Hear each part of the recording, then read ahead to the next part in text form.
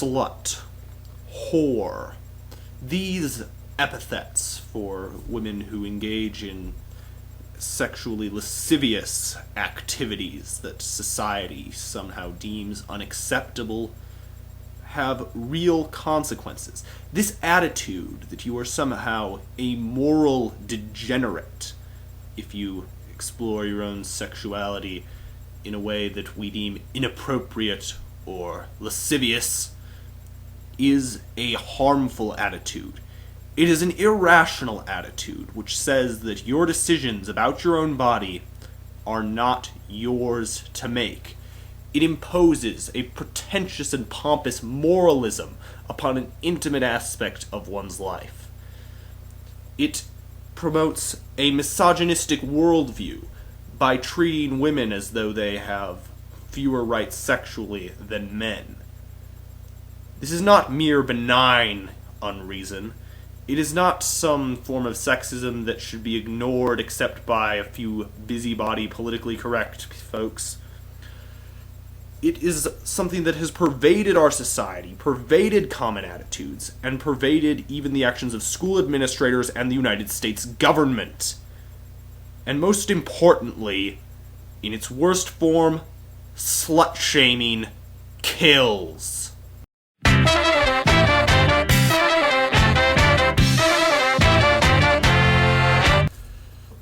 Admittedly, that intro music was far too light and happy for the subject I am addressing in this video. Let me give you some background on this.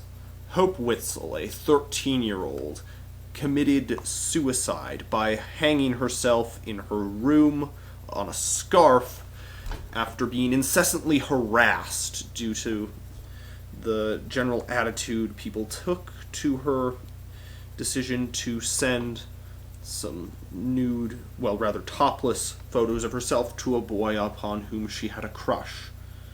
She was infatuated, and she made a choice about her own body. After that, the reaction of society was, of course, crushing. She faced incessant bullying from classmates who referred to her as a slut and a whore. She wrote in her diary, "Tons of people talk about me behind my back and I hate it because they call me a whore. And I can't be a whore. I'm too inexperienced. So secretly, tons of people hate me." As she walked through the hallways, her friends had to form a human shield around her to protect her from the insults as people shouted sexist pejoratives at her. It's rather sick. But the behavior was not limited to her fellow students. The school reacted in an incredibly immature and puritanical manner. Rather than simply treating this as a woman, admittedly an underage woman, but still a human being, making a decision about her own body, her own image of herself, what they did was they suspended her for a week when they found out about this. There is no record of them doing anything to combat the bullying by her classmates, but they suspended her, despite the fact that her actions did not take place on school grounds or in a school activity.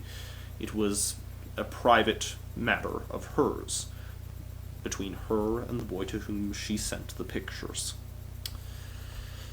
But that's what's fundamentally flawed about our attitudes towards sex in this culture, isn't it?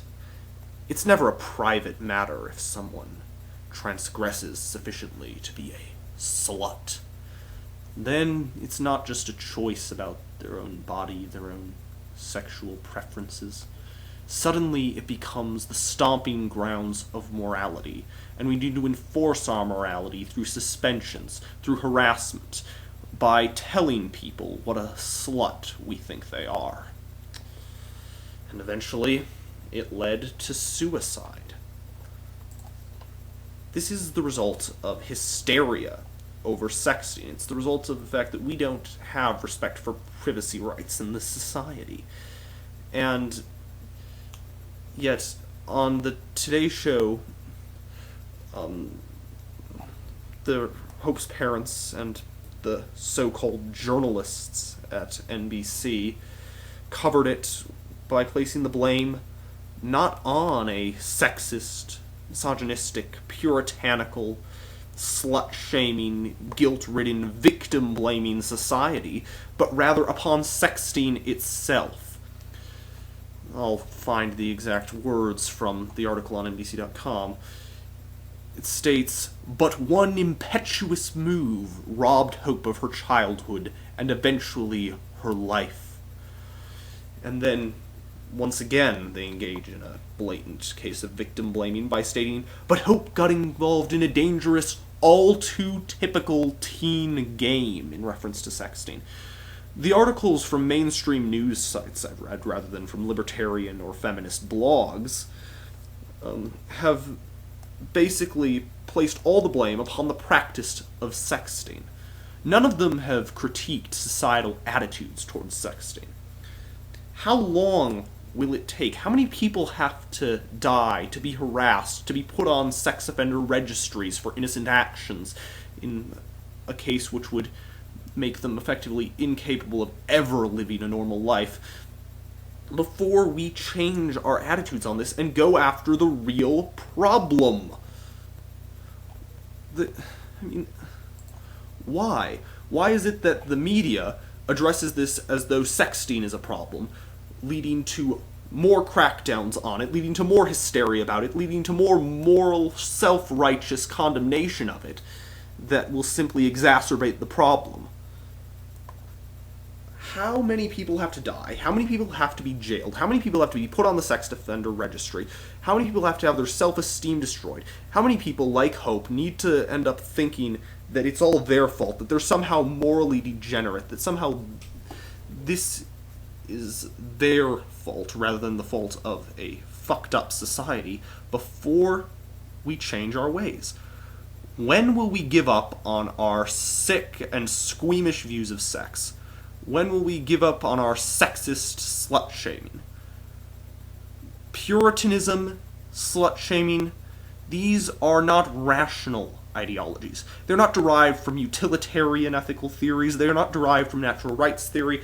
They stem from dogmas, conservative dogmas, sexist dogmas. They are not simply irrational, they hurt people, as this suicide clearly shows. They destroy lives.